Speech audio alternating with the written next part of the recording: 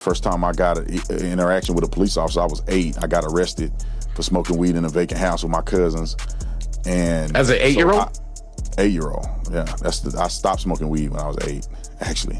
But what year? Whoa! When did you start? I was probably around when I was 6, 7.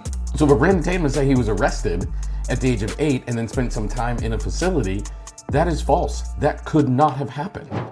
These fake black people that don't understand and didn't grow up like I grew up, that's why they don't understand me. They think we making up stuff. We've had people try it, review it, and the feedback has been absolutely amazing.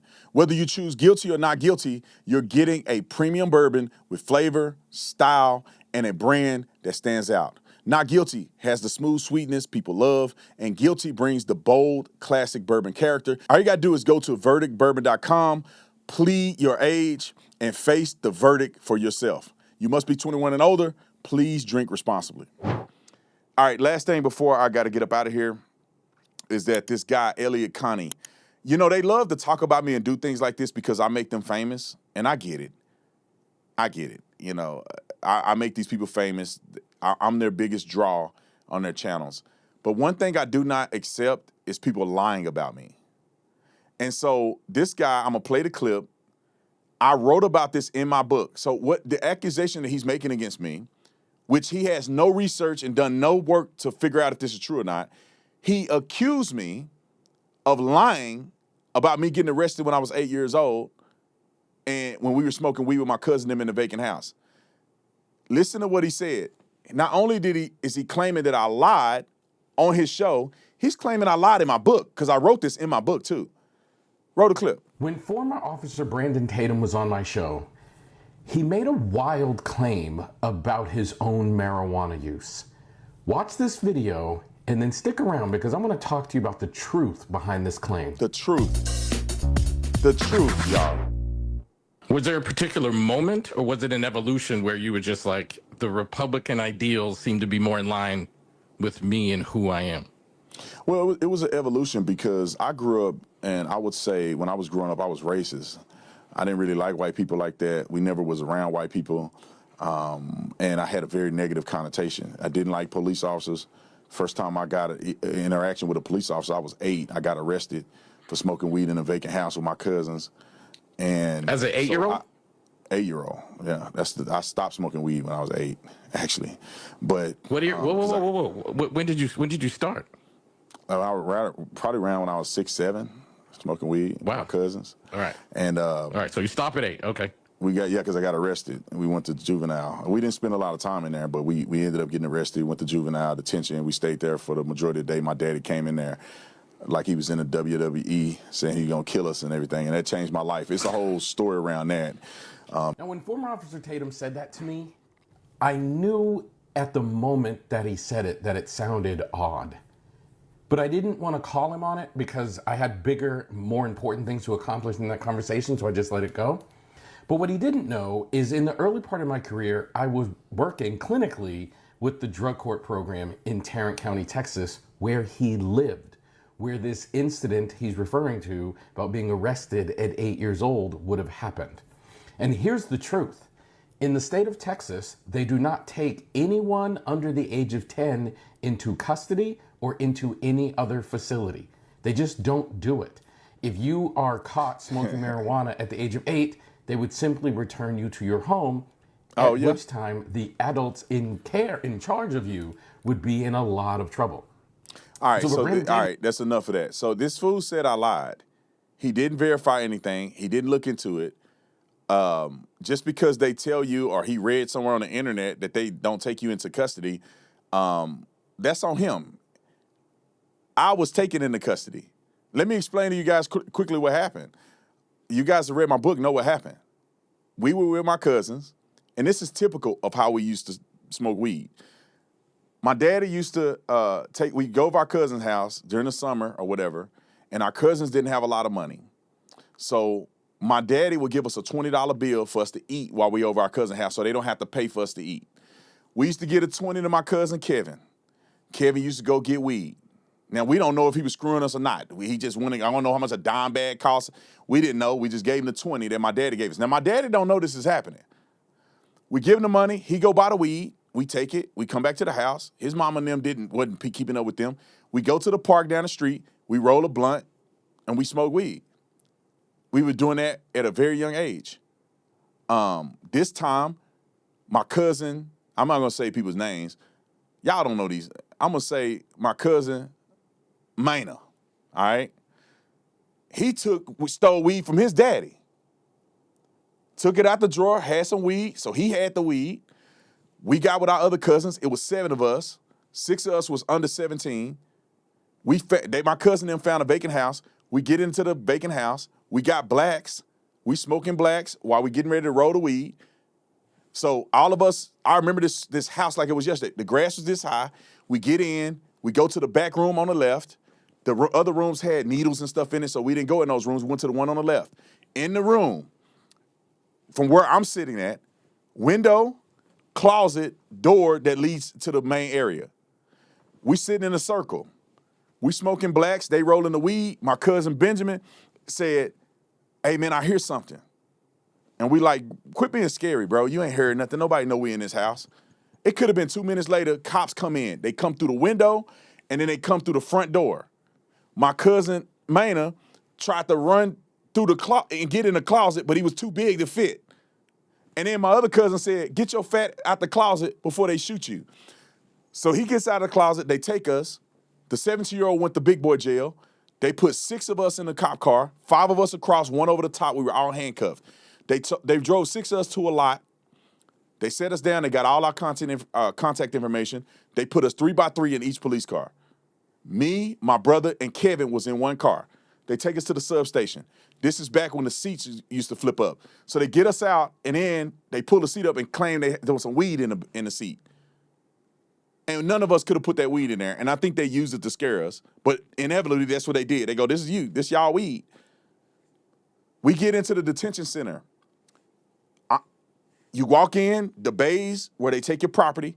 I was so young that I had toy cars in my property. I had a pocket full of cars and a belt. That was my property. They put us in 2 cells. My brother's in this one. I'm in the one to the right. It has no door on the inside. I mean, no, you couldn't open it from the inside. We sat there. They called my dad. He shows up. He's in there. I can see steam coming out his head. He came to pick us up, took us home, and the ride home is what changed my life because we thought we were going to get towed up because I come from an area where we get whoopings. But this is what I'm going to do. I'm live. I did not brief anybody. I should have.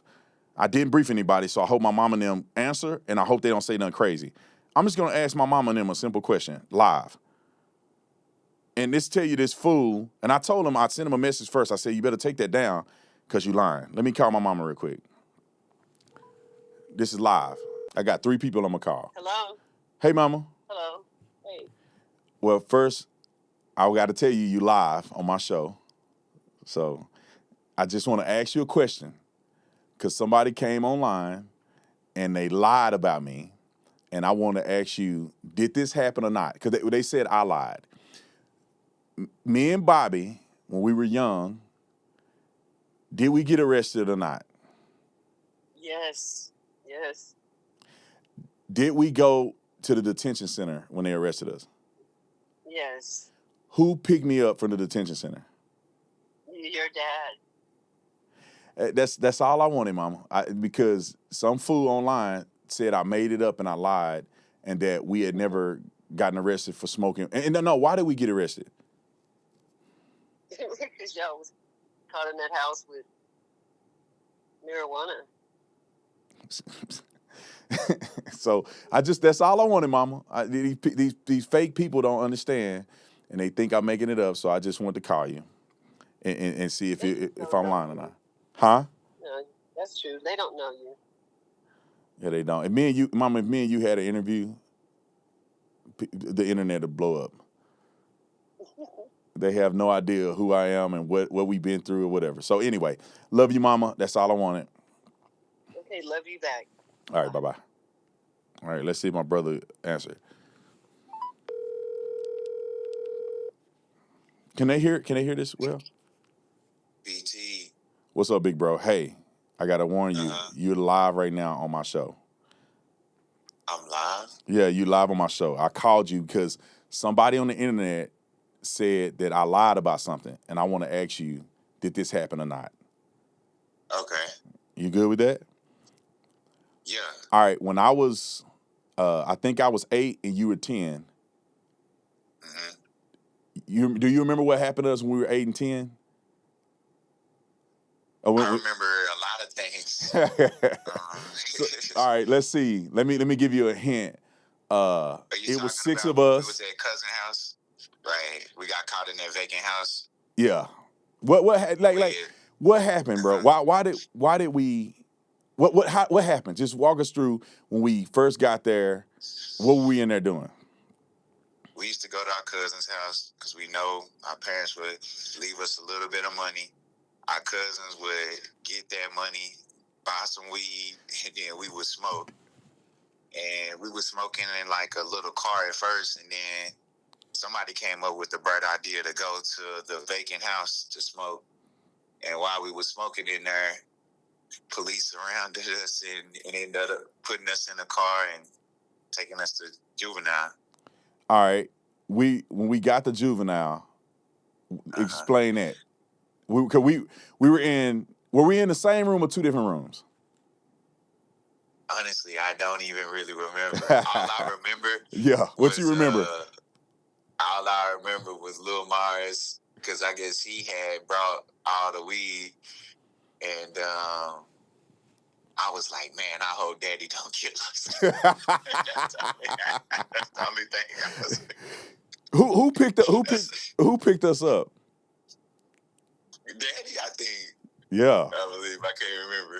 Yeah. Yeah, bro. You know, I was thinking like we were hoping that their parents did it because daddy was gonna kill us, bro.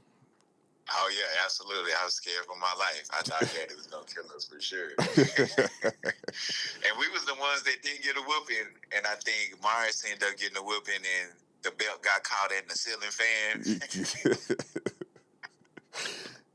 People don't realize. They think I'm making this up, bro. We went over their house and the ceiling fan was sitting on the pool table. And we're like, why the ceiling fan sitting on the pool table? Because when he got a whooping, his daddy, the ceiling fan, his belt got caught in the ceiling fan, he pulled the ceiling fan down.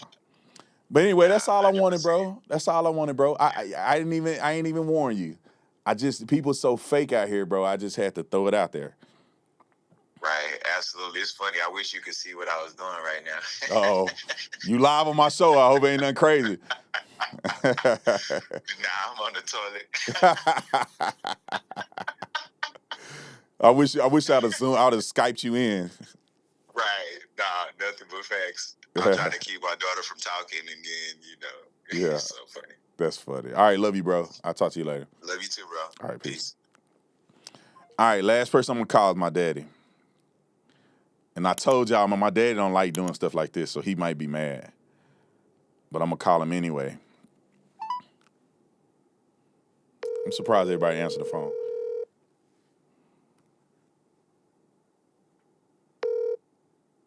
Hey. Daddy. What's up? Hey, I'm live on my show right now. Don't get mad. Okay. I just need you to verify something. Because What's that? somebody came out and said I lied about something, and I just want to verify it. I think I was 8 and Bobby was 10. I wrote about this in my book. Did we get detained or arrested when we were young for that vacant house thing? Yes. Who came to pick us up? Had to be me. Were you mad when you picked us up? I was mad as hell. But because somebody on the line said it never happened, I made it up, that in Tarrant County they wouldn't have, if something happened, they would have brought me home. No, they took you downtown, and I picked y'all up, and I talked to the detective and told him that you guys were good kids, and I didn't know how y'all got involved in that stuff, but he let you go home to me, but y'all still had to pay for it. And did we get a whooping? Oh, well, yeah. You said, yeah. No, you didn't whoop us. I mean, I thought you were gonna kill us, but I can't remember I probably blacked out. I don't remember that. I was mad as hell. I didn't know that it had took place, but you know, I was upset about you. Where were you working at the time? I was with the fire department. Was it the same city that we got in trouble in? Yes, it's Fort Worth. All right, Dad. That's all, man. I don't mean to put you on the spot. I just somebody was saying something on the thing, and I said he put on this platform that I lied about it, and this is how he know I lied and saying all that. So I just wanted to clear it up. I'm sorry I like didn't warn you before I called you, but. Well, that's 100% true. I mean, there's no lie there at all. There's no exaggeration. It actually happened. I know that for a fact. I was there. Yeah. I mean, I had to come pick your name Bobby up. Yeah. So. All right. Well, love you, Daddy. I'll call you back, but I appreciate your answer. Okay. All right. Bye-bye. All right. All right. Now, we can condense that down, but Mr. Fake doctor, clinician, or whatever he claim he is, he need to stop lying about me, brother. If you had a question, he could have DM'd me. I got the DMs right here. Me and he DM'd me. He should have said, bro, I didn't believe your story about you got arrested when you were 8 years old.